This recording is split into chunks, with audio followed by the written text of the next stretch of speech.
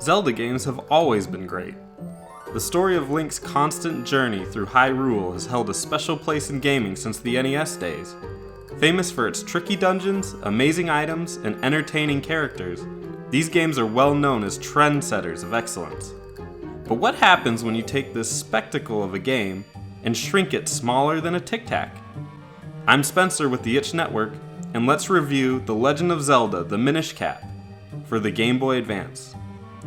Let's get the obvious small dick jokes out of the way first. There's no need for them. Micropenises are a serious issue. Stop laughing. They're not funny. Seriously, stop laughing. They're not funny. Now that we've got that out of the way, let's look at the story. Link, or one of the many incarnations of him, wakes up to humble beginnings, like he always does, and is tasked with delivering a sword to the castle.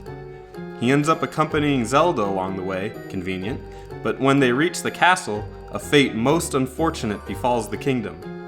A new foe has appeared named Vaati, who takes the sword and commits crimes most foul against them. It's of course now the job of a small child to save a kingdom. Shortly into your journey, you'll meet Eslo, a talking hat. He helps to connect you to the Picori, a race of tiny creatures that only children can see. The gameplay revolves heavily around exploring as both a normal-sized person and a miniature person.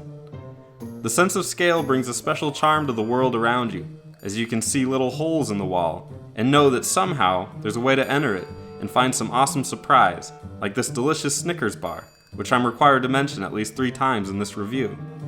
Seeing a shoe from the usual perspective, then seeing its minute details up close when you're small, is a simple pleasure, and its use in the dungeons is even more impressive. Sometimes you'll fight statues that seem unbeatable, but you'll notice a tiny ladder on their body. What to do? I just can't. Maybe I'll... Oh yeah!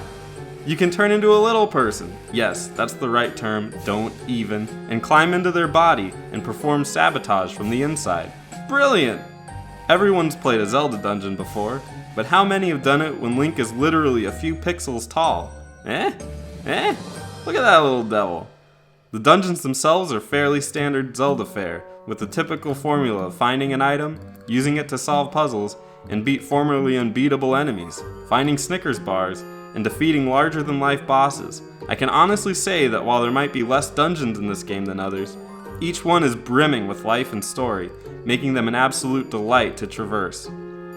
The bosses are also colorful and memorable, which is a staple of the series. The graphics at play in this game are incredible. The expected cartoony art style is here in full force, set against an amazing pastel backdrop. But it's when you go small that the game truly shines. There's nothing more charming than going into what looks like a normal house, than meeting the tiny Picori who live with the human inhabitants. They often have fun interactions between them that the humans can't explain, due to the Picori being all but invisible to most people. Kinstones also add to the fun. Almost everyone has a kinstone piece, and if you can find their match, something in the world will change, be it a treasure chest reveal or a special zone opening.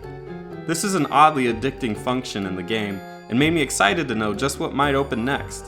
It also gave the NPCs a purpose outside of the occasional one-liner or quest clue, something severely lacking in almost every other game.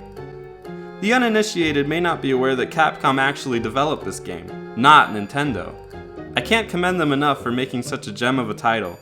I haven't been this enchanted by something since the last time I got really hungry and only a delicious Snickers could solve it, thank God. This game is not only one of the best Game Boy Advance games ever made, it's one of my favorite Zelda titles, along with A Link to the Past, Ocarina of Time, and The Wand of Gamelon. Well, sometimes a little charm can go a long way.